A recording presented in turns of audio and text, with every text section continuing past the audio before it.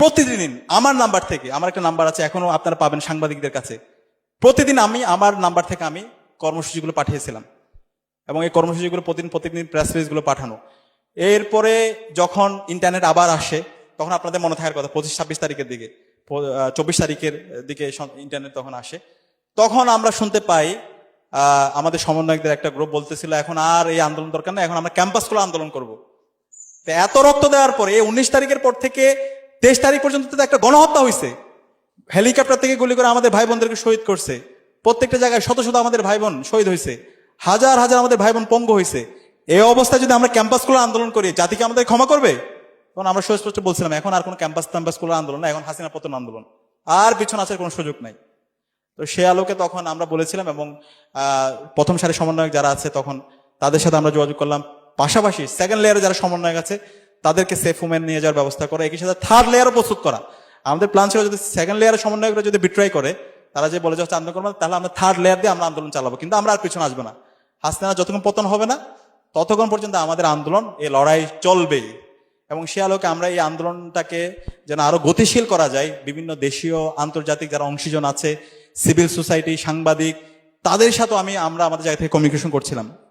এবং আপনারা জানেন 25শে জুলাই 24শে জুলাই মূলত হচ্ছে নাহিদ ওকে হচ্ছে গণস্বাস্থ্য ভর্তি করানো হয়, আসিফ মাহমুদ সহ। তখন তাদের সাথে লম্বা আলাপ হয় এই পুরো সময় জুড়ে আন্দোলন কিভাবে কোঅর্ডিনেট হয়েছে, আমি তাদেরকে বিস্তারিত জানাই।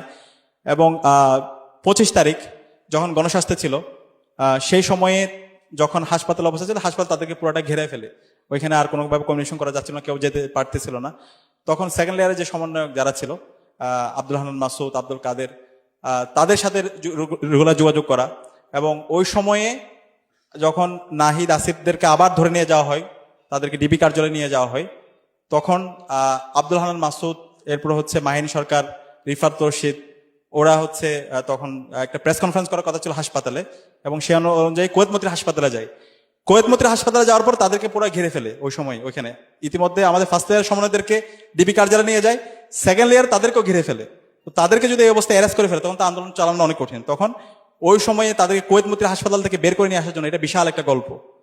তখন ইন্টারনেট ছিল না, জাস্ট হচ্ছে ওয়াইফাই আছে, ওয়াইফাই যোগাযোগ করা যাচ্ছে, অ্যাম্বুলেন্স করে তাদেরকে ওইখান থেকে নিয়ে আসার পরে তাদেরকে ওই সময়ে সেফ হোমে নিয়ে যাওয়ার ক্ষেত্রে অনেকে আমাদেরকে হেল্প করছে। বিভিন্ন জায়গা থেকে পরামর্শ আসছে, প্রথমে এক জায়গায় নিয়ে যাওয়ার কথা ছিল, ওখানে আমরা নিয়ে যাই না, অন্য জায়গায় যাওয়া। এক্ষেত্রে আমাদের হুমাকান আমাদেরকে অনেক হেল্প করেছিল। পরবর্তীতে তাদেরকে ওইখানে নিয়ে যাওয়া, ওইখান থেকে পরবর্তীতে পুরো আন্দোলন কোঅর্ডিনেট করা, মানে এটা বিশাল একটা গল্প আর কি। তো সব মিলিয়ে পুরো আন্দোলনের যদি কথা বলি, প্রত্যেকটা সেকেন্ড নীতি নির্ধারণ এবং মাঠ পর্যায়ের সমন্বয়ের সাথে আল্লাহ তাআলা আমাদের কাজ করার সুযোগ দিয়েছে। এখানে আমাদের শহীদরা যেভাবে তাদের জীবনকে উৎসর্গ করেছে এবং মুক্তিকামী ছাত্র জনতা যেভাবে রাস্তায় নেমেছে, এবং পরবর্তীতে শেষের দিকে যেভাবে সকল রাজনৈতিক দল এবং ছাত্র সংগঠনগুলো এখানে এঙ্গেজ হয়েছে, সবার সম্মিলিত স্যাক্রিফাইস এবং সবার অবদানের মাধ্যমে আজকে আমরা নতুন বাংলাদেশ পেয়েছি। তো এখানে হাজারো গল্প আছে, হাজারো স্মৃতি আছে। তো এই স্মৃতিগুলো আমি মনে করি আমাদের বারবার বলা দরকার, শহীদদের স্মৃতিগুলো আমাদের বারবার বলা দরকার, এবং এই স্মৃতি বারবার আমাদের লিখে যাওয়া দরকার পরবর্তী প্রজন্মের জন্য। কারণ আজকে জুলাই বিপ্লবের আজকে 1.5 বছর হতে চলছে, জুলাইয়ের স্মৃতিগুলো কিন্তু আমরা ভুলে যাচ্ছি, এবং এটা ভুলিয়ে দেওয়ার জন্য বিভিন্ন প্রজেক্ট আজকে সমাজের মধ্যে ছড়িয়ে ছিটিয়ে তারা কাজ করতেছে। বিভিন্ন প্রজেক্ট এখানে যারা আছে, যারা মুজিববাদী যারা আছে এবং শাহবাগী যারা আছে, তারা বিভিন্নভাবে কাজ করতেছে। সে কারণে আমাদের এই জুলাইকে, এই জেনারেশনে আমরা যারা আছি, এই জুলাইকে আমাদেরকে জাগরুক রাখতে হবে। তো পরবর্তীতে যখন 30শে জুলাই আমার সবচেয়ে কঠিন সময় ছিল, যেদিন 28শে জুলাই আপনারা জানেন, সেদিন আন্দোলন স্থগিত করে দেওয়া হয় ডিবি কার্যালয় থেকে। 6 সমন্বয়ক আন্দোলন স্থগিত করে দিয়েছিল, আপনার কি মনে আছে? যখন আন্দোলন স্থগিত করে দিয়েছিল, সেই আন্দোলন স্থগিত করে দেওয়ার পর আন্দোলনটাকে কন্টিনিউ করা, সেটা ছিল সবচেয়ে টাফ সিচুয়েশন। এবং ওই সময়ে একই সাথে বড় বড় ক্যাম্পাসগুলোতে, যদি বলি হচ্ছে আমাদের রাজশাহী বিশ্ববিদ্যালয়ে একটা গ্রুপ, তারা বলতেছে না, এতদিন ধরে যা হয়েছে তার সাথে আমরা ছিলাম, এখন যা হচ্ছে তার সাথে আমরা নাই, ঠিক আছে, এইভাবেই বলতেছিল। এরপর হলো আপনার ঢাকা কলেজের একটা গ্রুপ, খুলনা, বিভিন্ন জায়গায় তখন আন্দোলনের বিভিন্ন গ্রুপ, ইন্টেলিজেন্স দ্বারা পরিচালিত হচ্ছিল, তারা বলতেছিল না, এখন আন্দোলন আমরা নাই। তারা আন্দোলনকে কমিটি, বৈষম্য বিরোধী ছাত্র আন্দোলন কমিটি তারা বিলুপ্ত করে দিচ্ছিল, তারা আন্দোলন করতেছিল। তখন পাল্টা কমিটি দেওয়া এবং আন্দোলন অব্যাহত রাখার ঘোষণা দেওয়া, সেটা ছিল সবচেয়ে টাফ সিচুয়েশন। এবং 28শে জুলাই যখন কর্মসূচি বন্ধ করে দিয়েছিল, তখন পরবর্তী দিন আমরা সিদ্ধান্ত দিয়েছিলাম 29শে জুলাই আমরা সমাবেশ করব, আমরা প্রতিবাদ করব, বিক্ষোভ কর্মসূচি দিয়েছিলাম।